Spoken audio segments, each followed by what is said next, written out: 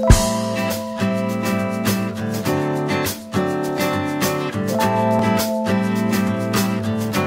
is my providing a like secure communication when you have the when you are passing through the internet, right? Both like this is a site A and this is site B, and they have the internet own connections, right? So any communication without any VPN, all the connection are like you can say that not in encrypted, it is like unencrypted session, or you can say that unencrypted traffic is flowing between A and B, right? Yeah.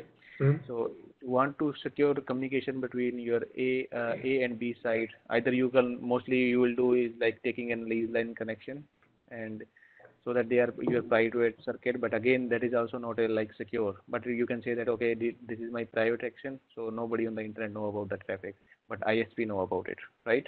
Yeah.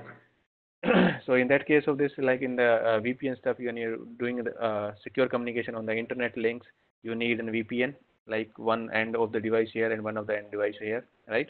So when you are providing a VPN connection, it means they are making a one virtual tunnel over your internet links, right? And all the traffic that is coming from A side need to go to that particular virtual tunnel that is called VPN tunnel, right? Yeah. So before making any VPN tunnel, they need to negotiate some parameters so that they both the A side and the B side need to, or you can say that A side and B side is uh, go for the all the parameter like which encryption algorithm we need to use, which hashing algorithm we need to use, and all stuff, right? So both sides need to be agreed all the algorithm, then only they can encrypt and decrypt the traffic. So if let's say this is my LAN 1, okay, and this is my LAN 2 here. So any traffic that is coming from this location and going to the LAN 2, it means that that traffic need to be encrypted here. But any traffic that is going from this LAN to the firewall is like clear text, then it is encrypted here, right? And when it comes through here, it is decrypted and then sent into the clear text, right? Yeah. So it is like the same thing. You need to define some policies, LAN 1 or LAN 2 on this one. And when you are defining any policies, means you are there are three things you are achieving when you are creating any VPN. One is like confidentiality, another is integrity, and third one is availability, right? Mm-hmm. Let's say I am saying CIA means confidentiality, right? Mm-hmm. Integrity. By default, when you compare with the CIA, it always tells about availability, but in VPN it is called authentication. Okay. Mm-hmm. So if I say this is my LAN 1 and this is my site A, internet, site B, LAN 2. Okay. Now, to how this providing the confidentially is any traffic that is coming from this side to this side, it is like VPN tunnel, right? So all the traffic is like encrypted, right? It means it is providing a confidentiality. Okay. Yeah. Mm-hmm. When it says integrity, integrity means your data is not being modified, right? So it uses a hashing algorithm, right? Yeah.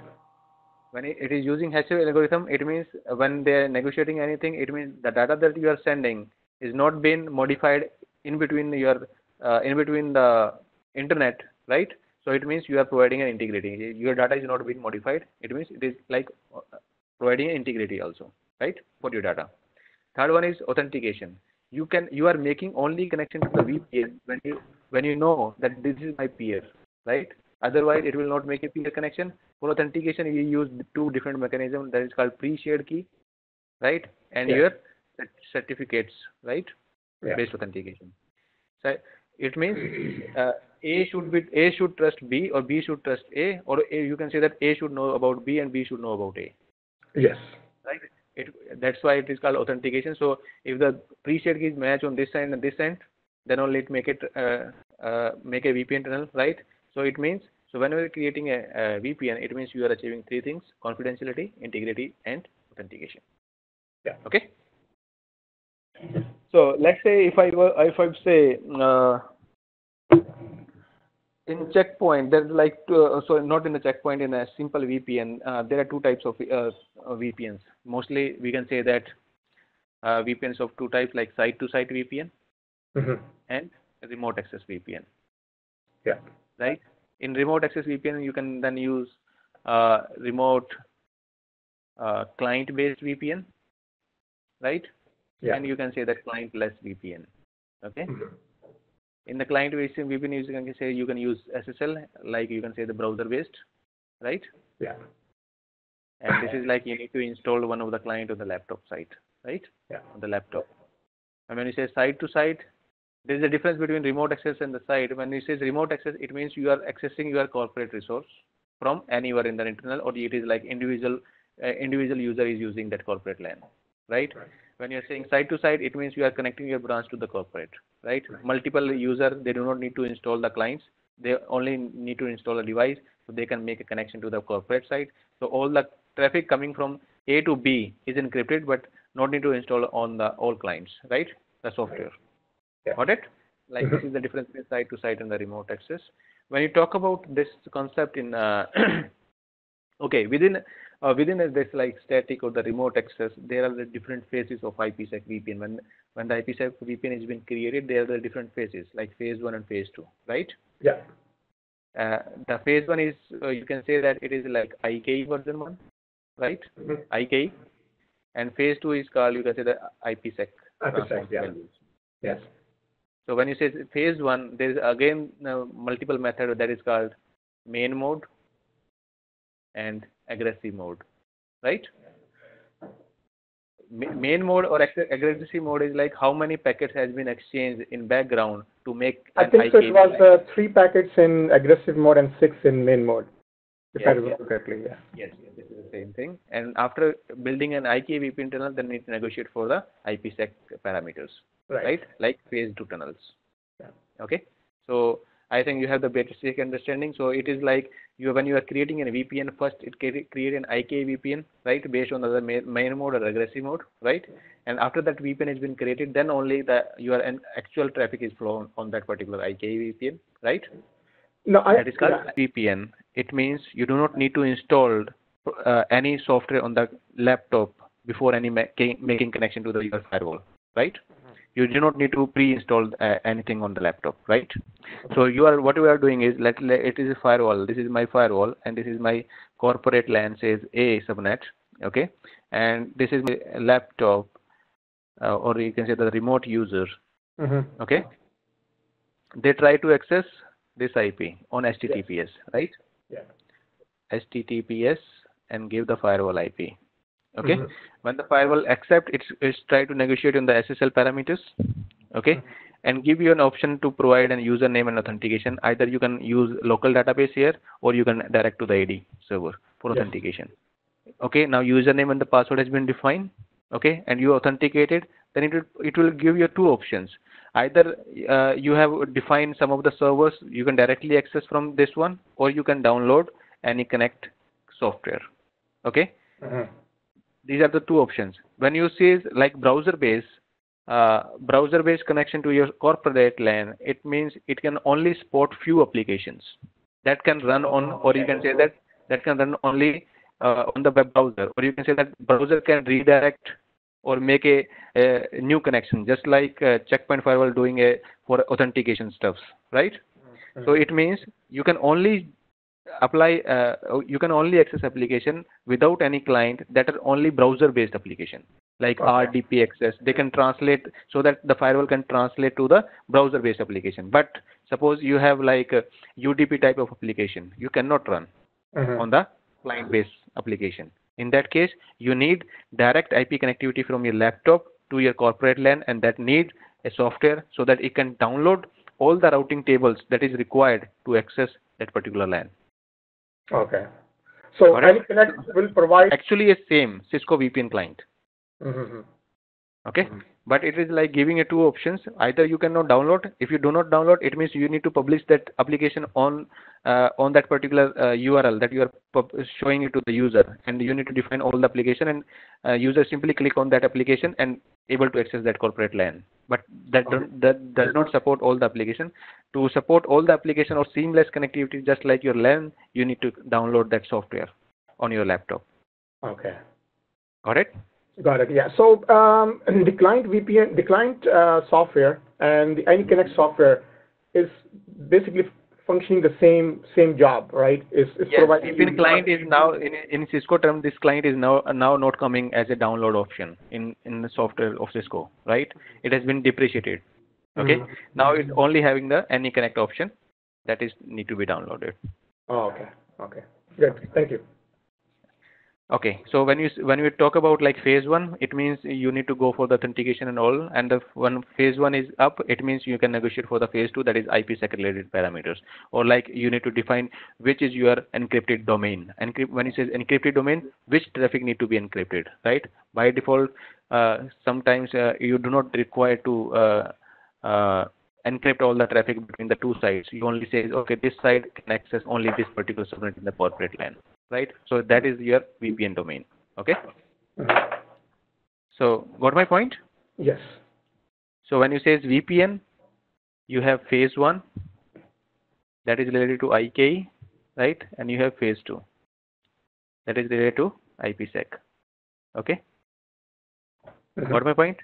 Yeah. So when you say when you're creating a VPN, there is a like called security association. Have you heard about the terminology? Yeah. Yeah. What do you mean by the security associations? Basically,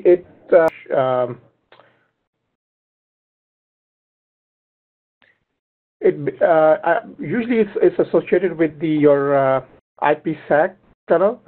So when you try to negotiate, it's basically when you try to negotiate the tunnel with the other side, it basically associates some kind of. I have checked on the log many times, but I don't recall it. When you create it like IK VPN, it means it create one essay for that. Yeah. Right? Yeah. Okay. So and when you create like when we negotiate for the IPsec, it create two essay, one for the inbound and one for the outbound and one for the inbound. Right. So for one VPN, you at least see three essays. Okay. Okay, so I will show you how you can see that in this one. But it is like if I can say this is called bidirectional. If your one essay is completed, it means it is like IK essay is completed, and for IPsec connection it is like two essays, like one is for outbound and one is for your inbound. Okay. Inbound. So for one VPN, you at least should have three essays. Okay. Okay. Good. Got it. So when you talk about like remote access VPN example, understand about the site to site, right? Yes. Yes. When you talk about the remote access VPN, it says like this is my firewall, okay, and this is my LAN. I want to access it from my laptop, okay. So first they connect to this firewall, right? They need to assign any IP address apart from the public facing IP address, right? What my point? Your laptop is connecting to the firewall, yeah? Okay. I'm saying a laptop is having like ISP IP, that is like you can say the public IP of the ISP. Yeah. And they try to access the firewall and try to make all the parameters required for CIA, confidential integrated authentication. So you define the parameter. After that when they negotiate it, you have defining some IP address for the remote user, or you can say the pool for the remote user, right? In firewall. Yes. Right? When you're defining this pool user, it means when this particular laptop connect to the firewall, this IP is to be downloaded through DHCP, yeah. Yeah, it could be DHCP, or you can define directly a pool here. Okay, It is up to you. When you are defining a pool here, it means it is one of the IP we need to assign to the laptop so that it can make connection to your local LAN. So the firewall know about the routing. How do I route that particular pool when going to the internet, or when coming when sending a traffic towards our LAN. Right? So you need to assign pool also. So when you are assigning a pool, it means when you connect that, it will automatically create one adapter on laptop that is called virtual adapter. Okay, and that virtual adapter is having this IP address. Okay, so that any traffic that is coming from this LAN, or you have defined like your encryption or encrypted domain like this one and this pool, right? This is your encrypted domain because the traffic will coming from one of this IP. Right here and sending to the LAN part. and this only traffic need to be encrypted. So when you say like laptop is downloading any topology, it means it is downloading the VPN domain topology. When it says VPN domains, it means which traffic need to be encrypted while sending the traffic towards firewall. Okay. Yeah. Got my point? Now, Yeah. this is like basic. So when you say about remote access, you need to install one software here, right? When you say SSL VPN, you do not need to install any software. You can directly browse to the firewall based on the browser-based applications. Okay? Right. Yeah. So now let's take in terminology used in Checkpoint for the VPN stuff. Mhm. Okay? When it says VPN, there is terminology called VPN, VPN domain, and VPN community. Okay. Okay. When it says VPN, you can define like what type of VPN you want to create, like site to site or remote access, right? Yeah. It is like saying when you say VPN domains, it means what are your interesting traffic, right? Mhm. Do you know about the interesting traffic? Yes. Yes. The traffic which basically you are allowing it over the VPN tunnel. Yes, that's we are in the Checkpoint terminology. It is called VPN domain. So we need to define VPN domains. Okay. When you say VPN community, there are two types of community in the Checkpoint. One is called mesh, and one is called star. Okay. Okay. When you say mesh topology, it means when you are, let's say this is my firewall 1, this is my firewall 2, and this is my firewall 3. Okay. I want all the LAN on behind that these firewall need to be communicate with each other. Okay. So we need a VPN between this one, we need a VPN between this one, and we need a VPN between this one. Right? So this is called mesh topology. Every firewall having a VPN with each other. That is called mesh VPN. Mm-hmm. Okay? Got my point? Yes. Sometimes your scenario says, okay, this is my firewall 1, this is my firewall 2, and this is my firewall 3. This is my corporate firewall, and these are my branch firewall. I do not want any VPN between this, but these two firewall have a VPN to the corporate. Okay? Yeah. So it is not a mesh topology, right? Mm-hmm. That is called star topology. So when you say star topology, it means you have central gateway. This is called central gateway in firewall. That is like central, and this is called satellite gateway. That's the Okay. Checkpoint specific terminology, or Yes, is general? Checkpoint specific terminology. Okay. Okay. So when you say that the satellite, or you can say that the branch offices act as a satellite, it means they can make a connection to other firewall, but they cannot make a VPN connection between two satellite gateways. Okay. Okay. If you need to create a VPN between the two satellite gateway, then you need to use mesh topology. Okay. When you are using star topology, it means you have to define one central gateway. That is, you are either it. Basically, when you are taking about example with the corporate and branch, the corporate is always act as your central gateway, and this firewall will act as a branch. Okay, but it is not necessary that it is always your corporate. Suppose like we have making a topology for these three firewalls, right? Then it is like central, and this is called satellite. But again, like say, okay, I have one more partners that is coming to this, and they connect to this branch office. Okay, so in that case, this will act as a satellite for this firewall. Oh, sorry, this firewall will act as a central gateway for this firewall, and this will become satellite gateway. Okay. Right? So it means this firewall make a VPN connection to this one, and if this firewall need to go to this one, right, or this one, okay, you can create a VPN between this, and then that traffic will be routed to this one. Okay.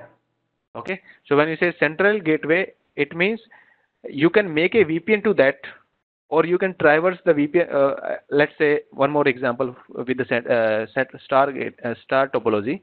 Let's say this is my central gateway, that is firewall 1, and this is my firewall 2, and this is my firewall 3. So we have created one VPN with each other, right?